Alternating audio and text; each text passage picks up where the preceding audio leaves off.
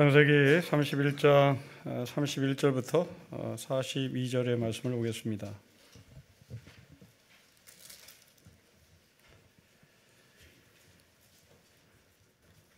(31장) 31절부터 42절의 말씀을 교독하겠습니다. 야곱이 라반에게 대답하려되 내가 생각하기를 외삼촌이 외삼촌의 딸들을 내게서 억지로 빼앗으려 하여 두려워하였음이니이다.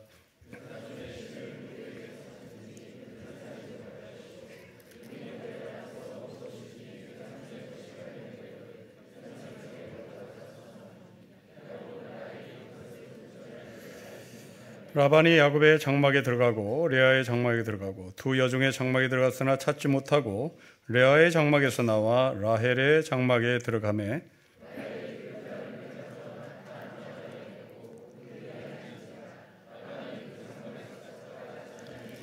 라헬이 그의 아버지에게 이르되 마침 생리가 있어 일어나서 영접할 수 없사오니 내 주는 노하지 마소서 하니라. 라반이 그 드라빔을 두루 찾다가 찾아내지 못한지라.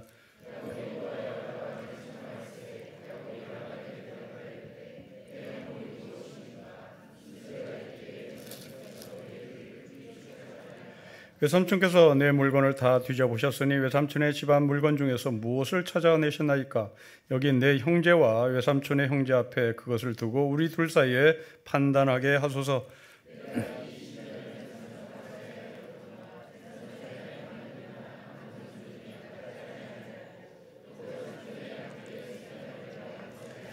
물려 찢긴 것은 내가 외삼촌에게 가져가지 아니하고 낮에 도둑을 맞았든지 밤에 도둑을 맞았든지 외삼촌이 그것을 내 손에서 찾아냈으므로 내가 스스로 그것을 보충하였으며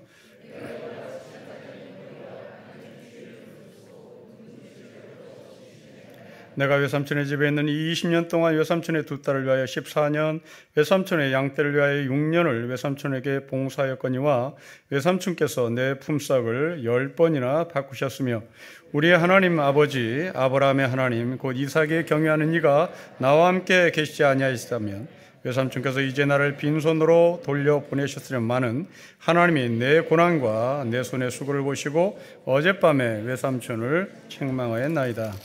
아멘. 오늘 본문은 야곱이 라반을 계속 몰아붙입니다. 야곱이 라반을 몰아붙일 때 라반은 한 소리도 말을 못합니다.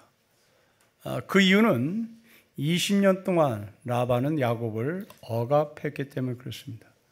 20년 동안 짓밟혔던 야곱이 용술철처럼 튀어오르며 이제 라반을 코너에 몰아붙이고 있습니다. 여러분들의 부부를 생각해 보십시오. 우리나라 사람들 가운데 남편이 나이가 드니 아무 소리 못하고 아내 말만 듣는다는 그런 가정도 있습니다. 그 이유는 자명합니다. 젊었을 때 남편이 아내를 눌렀기 때문에 그렇습니다. 평등한 관계가 아니라 라반이 야곱을 20년 동안 누른 것처럼 여러분들 결혼한 이후부터 20년간 아내를 꼼짝 못하게 억압하거나 남성 중심의 사고로 아내를 대하거나 가부장적인 모습으로 자식을 댔다면 여러분들은 20년 후에 그것을 그대로 갖는다는 것을 꼭 기억하셔야 합니다. 우리나라 남자들에 대한 글을 표현한 글을 읽었는데 이 글쓴이는 황혼기에 들어선 우리나라 남자들을 이렇게 비유합니다. 가을날 벼 이삭이 무르익었을 때 그 누리끼리한 벼에 붙어있는 대롱대롱 붙어있는 메뚜기, 이게 우리나라의 남자들의 황혼기의 삶이다. 아주 멋지게 잘 표현한 것 같은데 가을 이삭, 그러면 거두는 일만 남은 겁니다. 그 이삭을 거두어서 창고에 넣고 말년을 편하게 살면 되는 겁니다. 그런데 메뚜기가 대롱대롱 매달리면서 전전긍긍하는 삶, 이게 우리나라 남성의 황혼기라면 이건 대단히 서글픈 것이고 손해보는 삶이죠. 여러분들이 20대 때부터 봄에 씨를 뿌리고 여름에 물을 주고 다 했습니다. 그러면 50대가 돼서 가을이 돼서 그걸 거둬야 되는 거잖아요. 그게 여러분 거잖아요. 그런데 거기에 대롱대롱 매달려서 제발 나 좀 살려주세요. 나 떨어지면 안 돼요. 그러면 봄부터 가을이 오기까지 수고했던 여러분의 삶은 손해 중에 손해죠. 그러니 잘하세요. 그 말년에 메뚜기 신세가 되지 않으려면 아내를 가볍게 여기지 말라고요.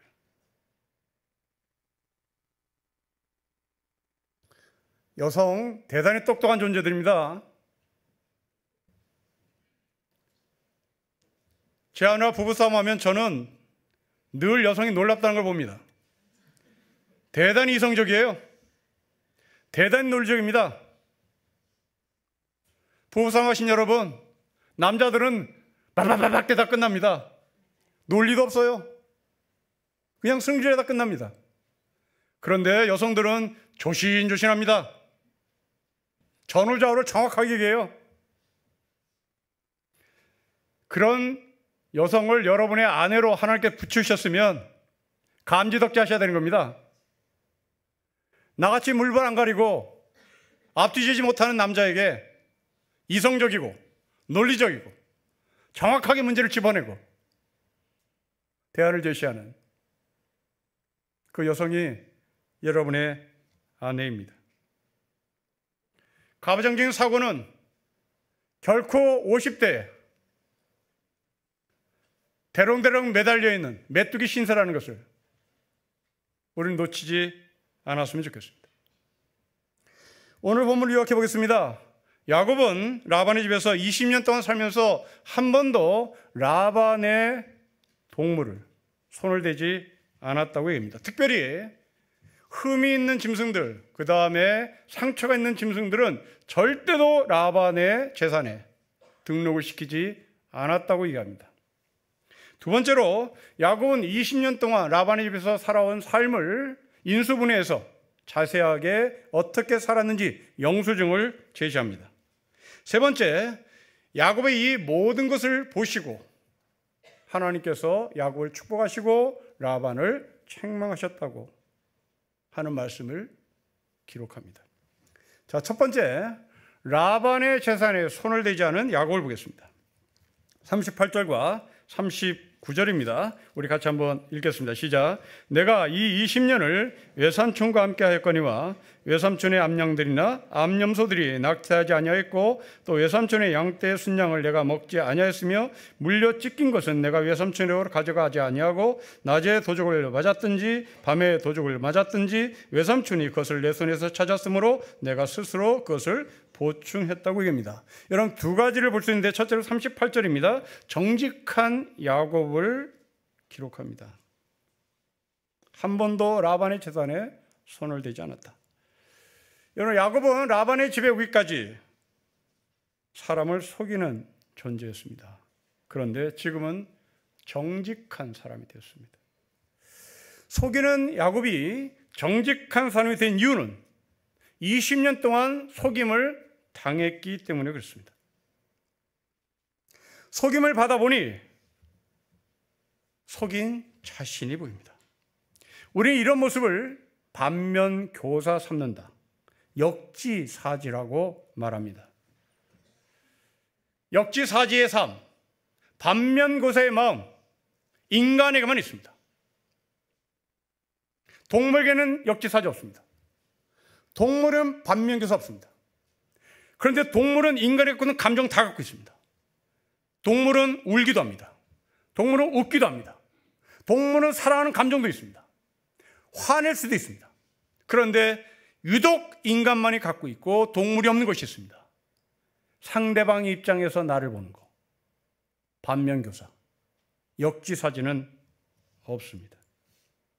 하나님은 양심이라는 것을 우리에게 주시고 그 양심을 통하여 반면교사 삼게 합니다. 그 양심은 거울을 통하여 역지사지를 보게 합니다. 지금 이 말씀을 읽었던 1차 독자들, 그들은 애굽의 히브리 노예들입니다. 바벨론의 히브리 노예들입니다. 이 야곱이, 속이는 야곱이 정직한 야곱이 되었다는 것을 반면교사 삼아 우리가 고향 땅에서, 우리가 이스라엘에서 바벨론의 포로 잡혀오기 전에 하나님께 진정한 예배를 드리지 못한 것에 대해서 지금 자기를 돌아보고 있습니다.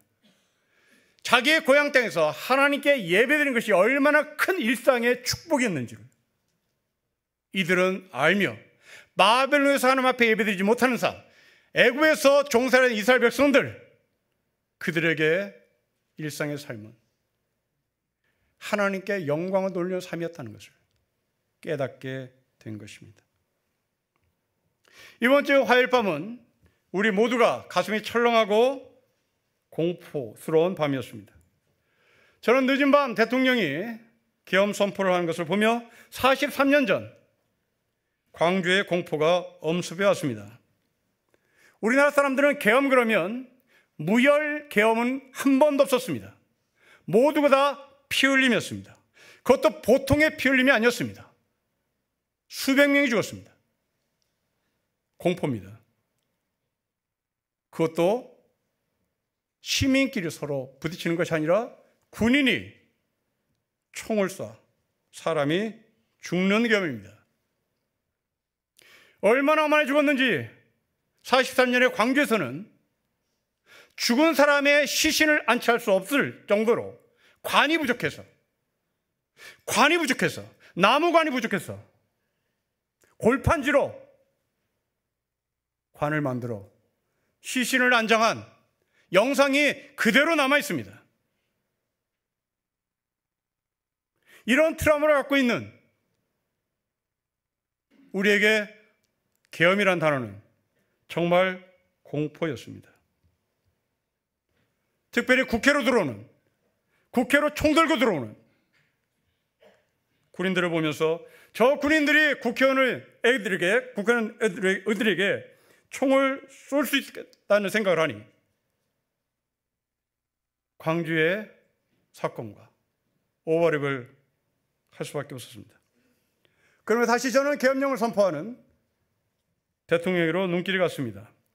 자신이 법대 다닐 때 모의 재판 중에 전두환에게 무기징역을 선고하고 도망갔다는 이야기를 본인이 했습니다. 자신이 도망간 이유는 무서워서 그랬다는 겁니다. 그러나 화요일에 우리나라 국회의원들은, 화요일 밤에 국회로 몰려간 시민들은 당신을 무서워하지 않았습니다. 당신은 전두환이 무서워서 도망갔으나 이 땅의 시민들은 당신을 무서워하지 않습니다.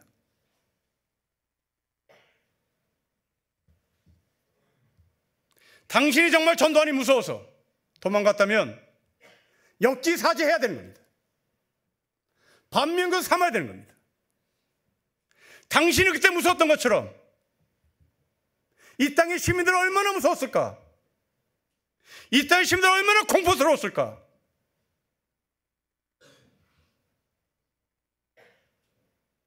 이 역지사지를 못했다면 그에게는 양심이 있는지를 묻습니다. 아메리칸 인디언 중에 흘러나오는 이야기가 있습니다. 양심을 이렇게 이야기를 아메리칸 인디언은 자기 자녀들에게 이야기를 해줍니다. 하나님은, 신은 사람에게 양심을 넣어줬다. 근데 그 양심은 삼각형이다. 그 삼각형이 너의 마음에 들어가서 찌르고 다닌다. 이게 양심이다. 그런데 그 삼각형의 꼭지점이 그 뾰족한 꼭지점이 둔해지면 그 양심이 원이 된다. 원이 돼버리면 그 사람은 구제불능이다. 성경은 이런 사람을 가리켜 양심에 화인 맞은 사람이라고 말하는 거죠. 지난 화요일에 유리창을 뚫고 들어가는 군인들은 지금 얼마나 괴로울까요? 그 괴로운 마음을 대통령이 심었습니다. 그 대통령은 자기의 마음속에 하나님께서 심어준 그 삼각형의 꼭지점이 그 사람을 누르고 있는지요? 그 사람을 찌르고 있는지요?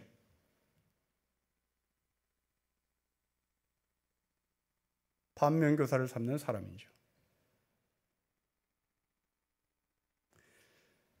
우리 소시민들은 남의 집 유리창을 깨뜨리면 괴롭습니다.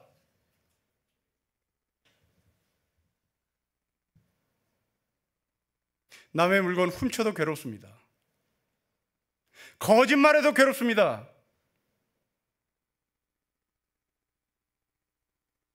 남성 여러분, 어느 날 바람 피고 집에 들어갈 때 괴롭잖아요. 술집에 가서 이상한 여자와 놀아나고 나서 집에 들어갈 때 괴롭잖아요. 찌르잖아요.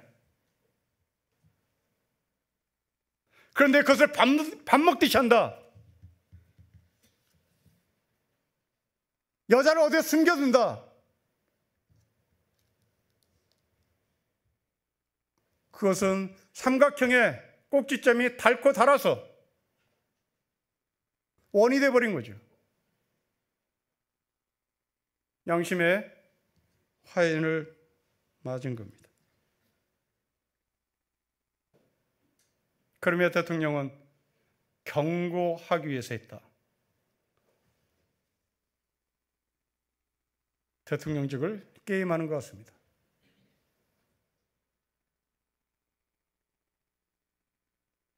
누군가가 돌을 던지면 개구리는 죽습니다.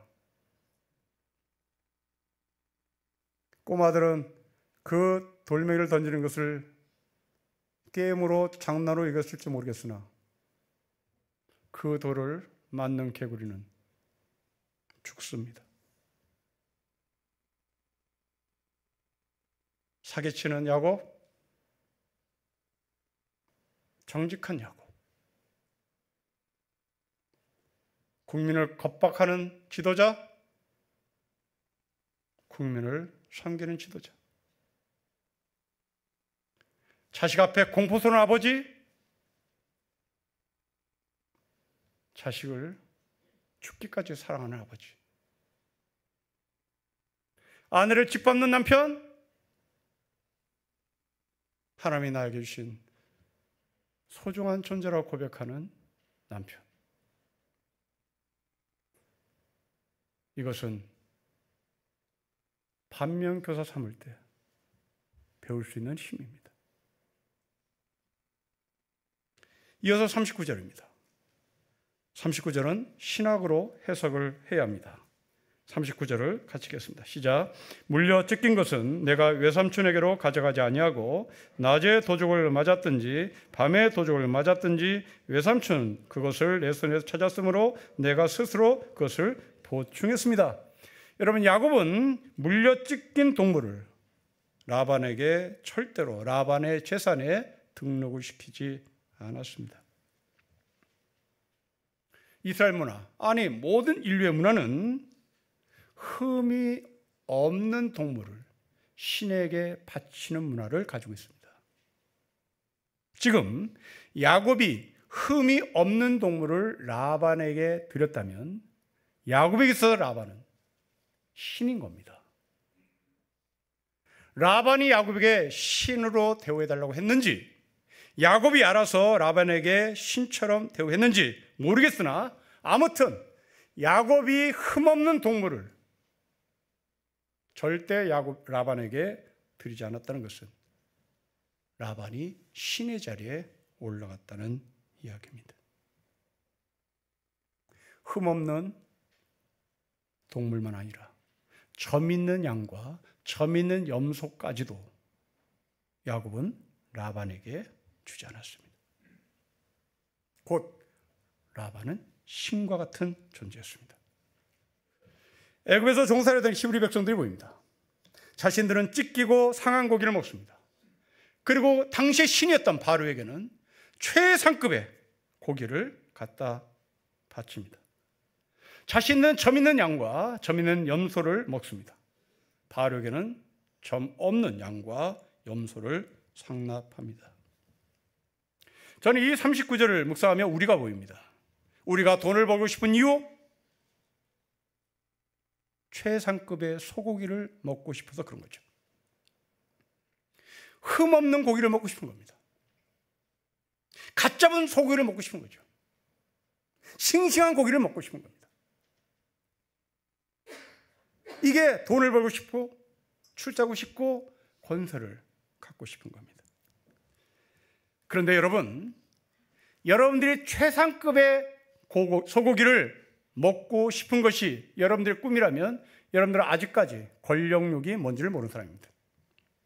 여러분이 알고 있는 최상급은, 여러분이 알고 있는 최상급과 진짜 최상급은 전혀 다릅니다. 소고기의 최상급의 최상급, 그것은 한 번도 임신해보지 못한 암송아지입니다.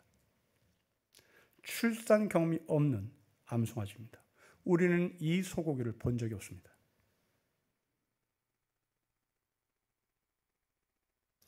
그런데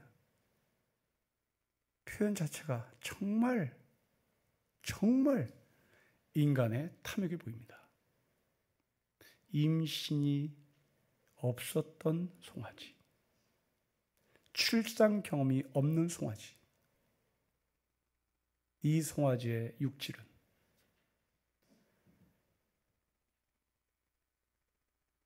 그 송아지의 고기를 먹으면 딴 세상이 보인다.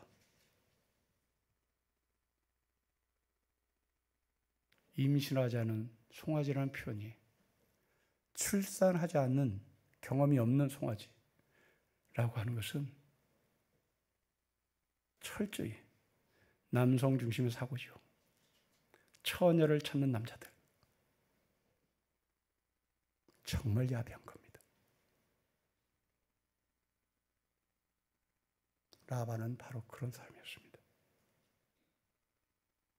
그리고 우리가 이러한 라반 같은 자리에 올라가고 싶습니다. 좋습니다. 라반이 되고 싶으면 되십시오. 신이 되고 싶으면 되십시오. 그런데 이런 짓은 하지 마십시오. 39절을 다시 보십시다. 라반은 야곱이 마음에 들지 않으면 자신의 재산을 도둑질했다고 몰아붙입니다.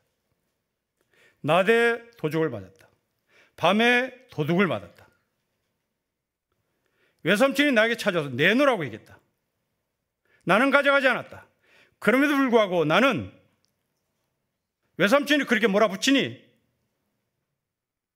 그것을 보충했다. 이게 라반입니다. 이게 세상이 만든 신이에요. 인간이 만든 종교입니다. 인간이 만든 하나님, 인간이 만든 신은 자신에게 충분히 상납했음에도 불구하고 더 내놓으라고 라반이 야곱을 몰아붙이는 것처럼 그렇게 몰아붙이는 겁니다. 이런 일은 기독교 역사가 증명합니다. 중세 유럽에서 가장 똑똑한 사람들이 갖고 싶었던 직업, 그것은 의사도 아니었습니다. 판검사도 아니었습니다. 성직자였습니다.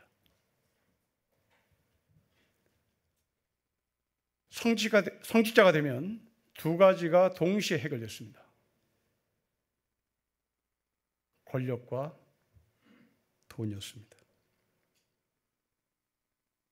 권력과 돈을 걸머쥐는 지름길은 당시의 성직이었습니다. 그 대표적인 사건이 면죄부 사건입니다. 성직자들은 경건한 이름으로 야무지게 자신들의 주머니에 돈을 채웠습니다. 이태리에 메디치 가문이라는 가문이 있습니다. 이 가문에서 3명의 교황을 배출합니다. 이 가문은 원래 무슨 일을 하고 살았던 가문이냐면 교황의 비자금을 관리하는 사채업자였습니다.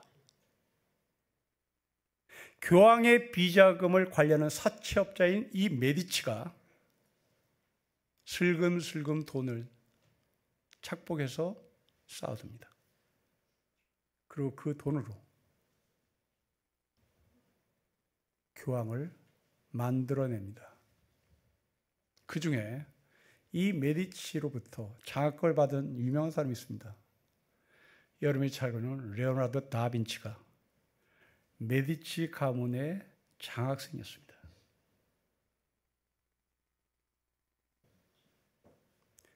교황의 비자금을 관리하던 사채업자가 거기에서 삥땅을 쳐 그 돈으로 교황을 만들어내는 힘을 과시합니다. 중세 때 교회가 얼마나 많은 돈을 갖고 있었는지 통계가 말합니다.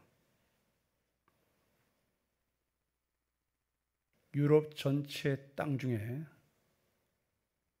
3분의 1을 교회가 소유했습니다. 통계입니다. 문서입니다. 그렇다면 스위스 못 쓰는 땅 제끼고 이태리 알프산 제끼고 못 쓰는 땅 다 제끼고 교회가 소유한 땅을 다시 지금 이 시대에 숫자로 환산하면 80%쯤 소유했단 말입니다.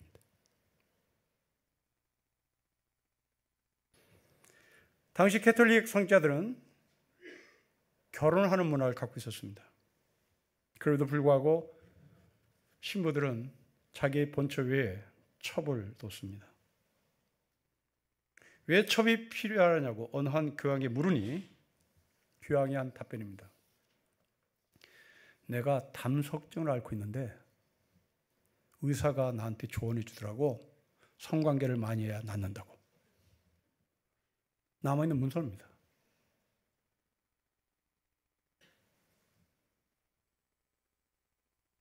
인디언의 양심이라는 이야기를 끌고 들어보십시다. 찔렀을 텐데, 찔러서 아팠을 텐데, 내가 담석증이 있어서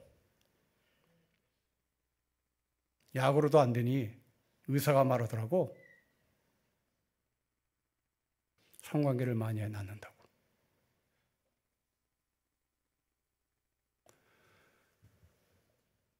성도 여러분, 뒷봉투를 받아 자식에게 용돈을 주는 아버지는 괴롭습니다.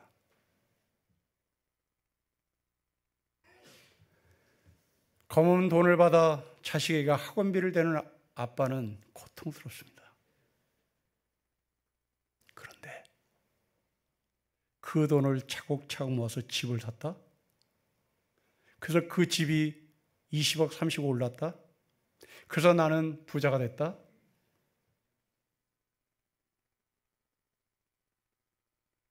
이건 사람 아닙니다. 사람 아니에요.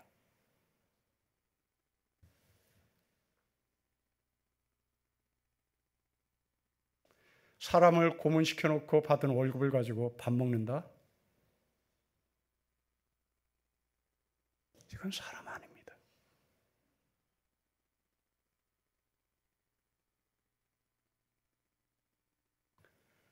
라반은 그런 사람이었습니다. 야곱을 착취하고 도둑질했다고 몰아붙이고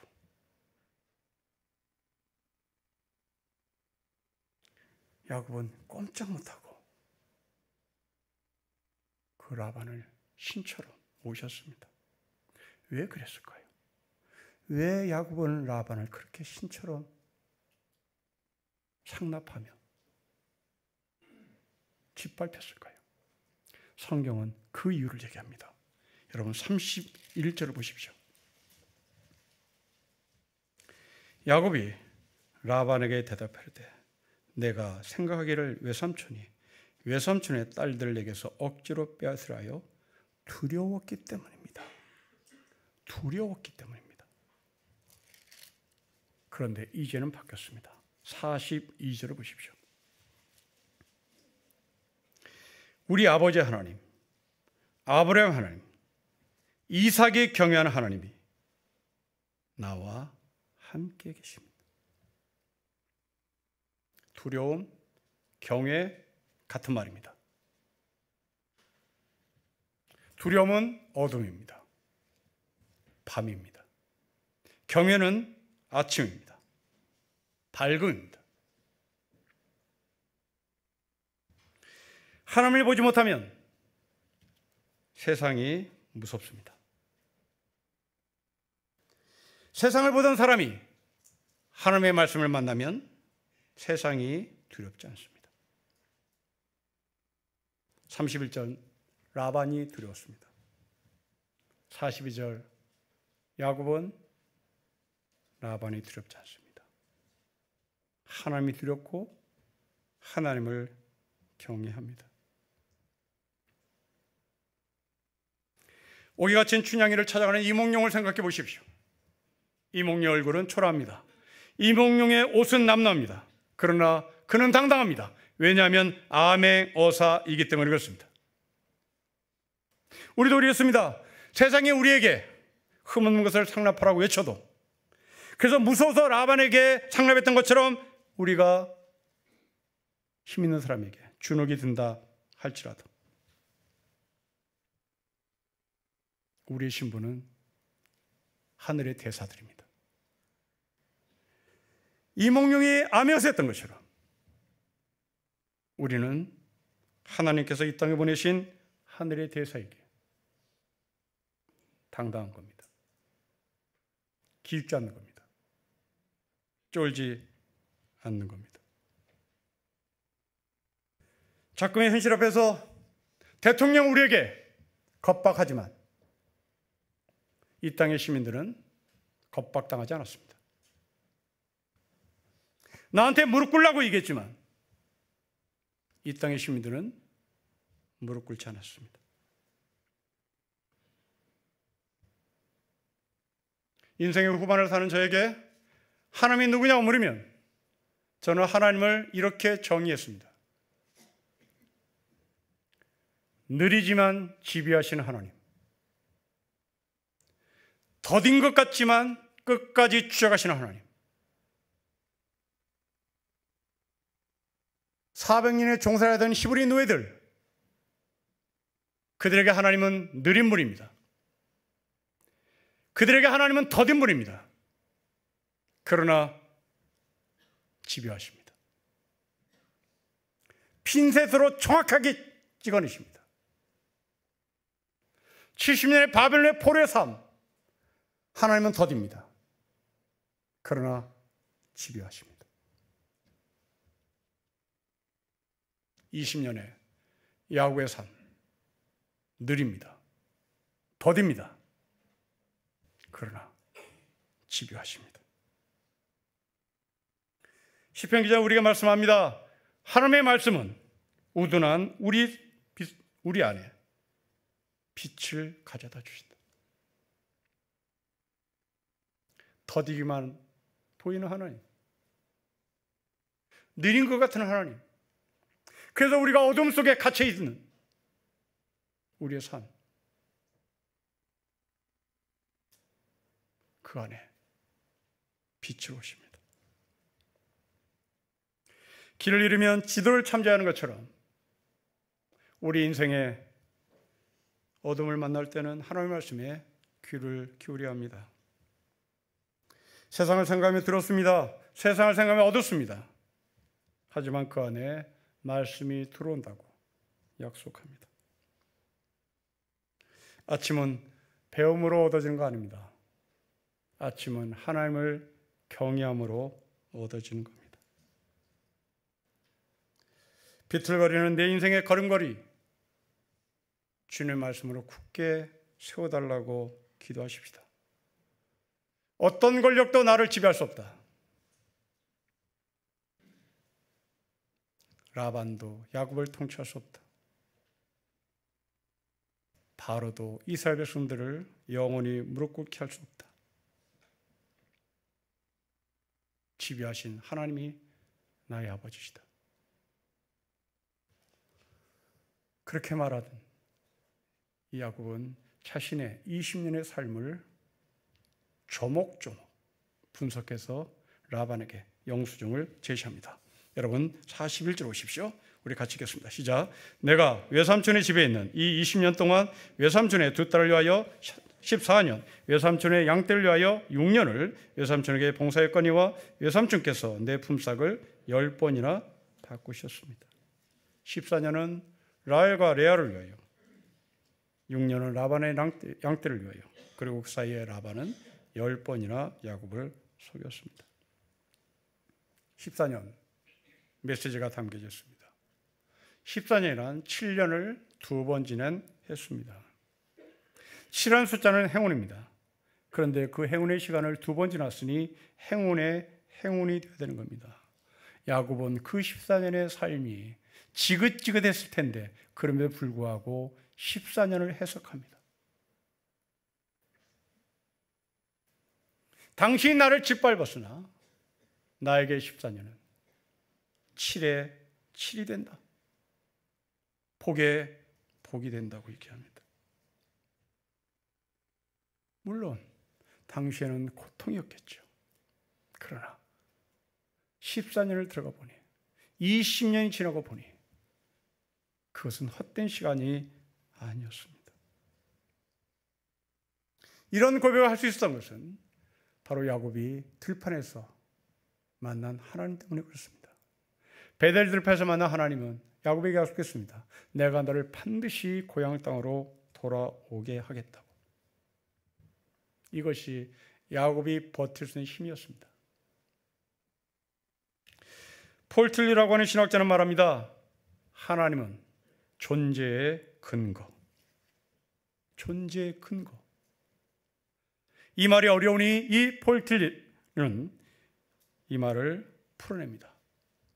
하나님은 피라미드의 맨 꼭대기에 계신 분이 아니라 가장 밑바닥에 계시면서 모든 것들을 버티게 하시고 모든 것들을 지탱하게 해주시는 하나님이라고 얘기합니다. 꼭대기에 계신 분이 아니라 나를 버티게 만들기 위하여 존재의 기반이 되는 하나님이라는 표현은 제 개인적으로는 큰 힘이 됩니다. 우리는 오늘도 일어설 수 있는 힘은 반석이신 예수 그리스도 터 위에 우리가 서 있기 때문입니다. 성도는 절망하라고 부름받은 존재가 아니라 버티라고 부름받은 존재입니다. 여러분의 존재 기반은 어디에 있습니까?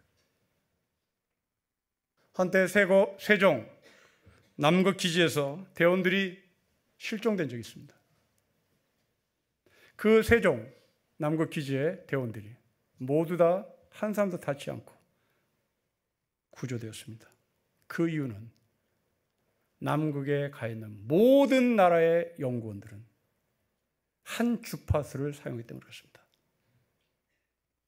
그 주파수는 16입니다. 미국도, 영국도, 일본도, 독일도, 우리도 16이라는 주파수를 맞춰놓고 연구합니다. 여러분 가정의 주파수는 각각입니까? 한 곳으로 모였습니까? 한 곳으로 모였을 때 우리 아이들은 어디 가든지 찾아낼 수 있을 것입니다.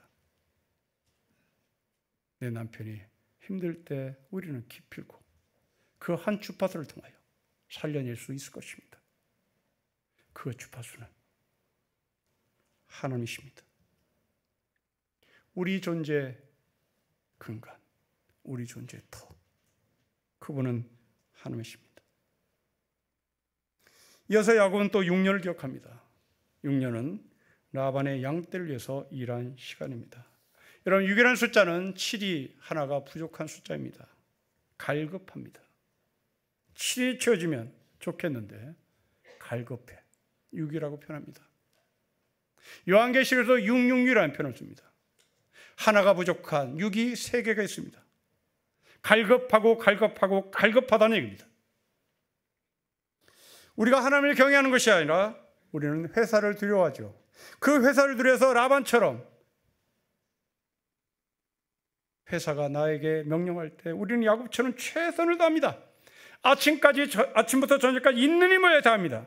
그리고 집으로 돌아올 때 만족이 있어야 되는 겁니다. 근데 허망합니다. 지칩니다.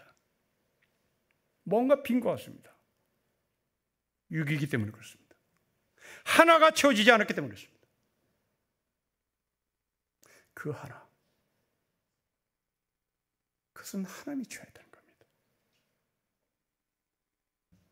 그렇게 하나님은 야곱을 쳐다보고 계셨습니다.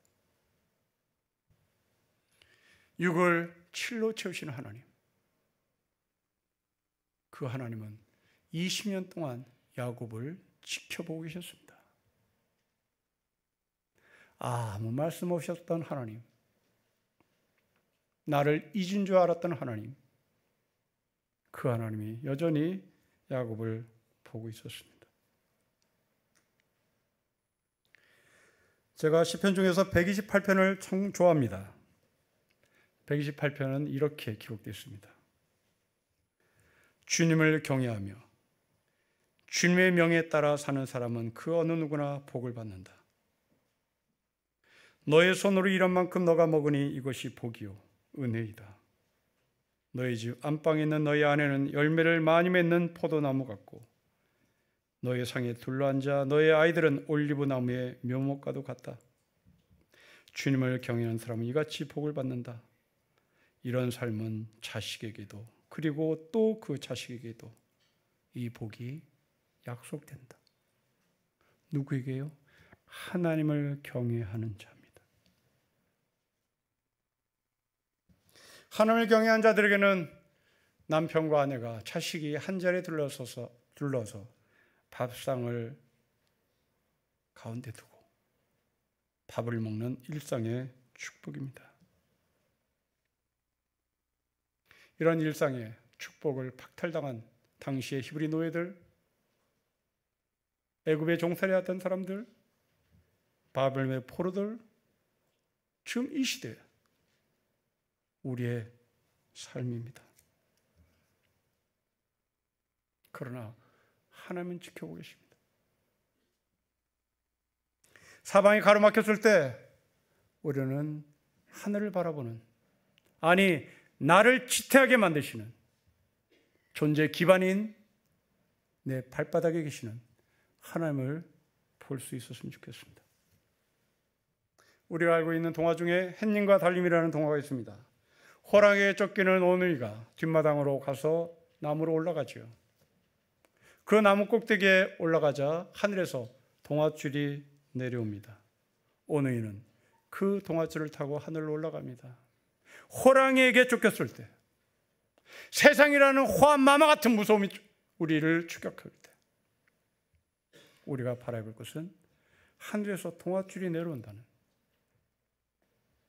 하나님을 경외하는 메시지를 전달하고자 우리나라 선조들은 이런 동화를 만들었던 것 같습니다.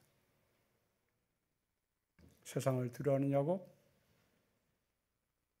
하나님을 경외하는 야곱, 세상에 상납하는 우리,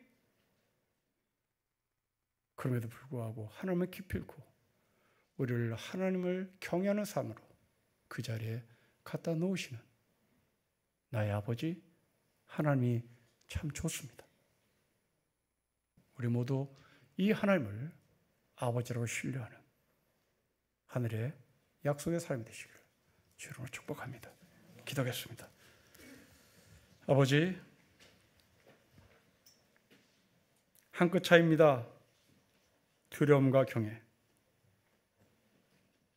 우리가 서야 할 지점입니다. 하늘의 지혜로 하나님을 경외하는 신령교회 모든 성도가 되게 해 주십시오. 예수님의 이름으로 기도합니다. 아멘.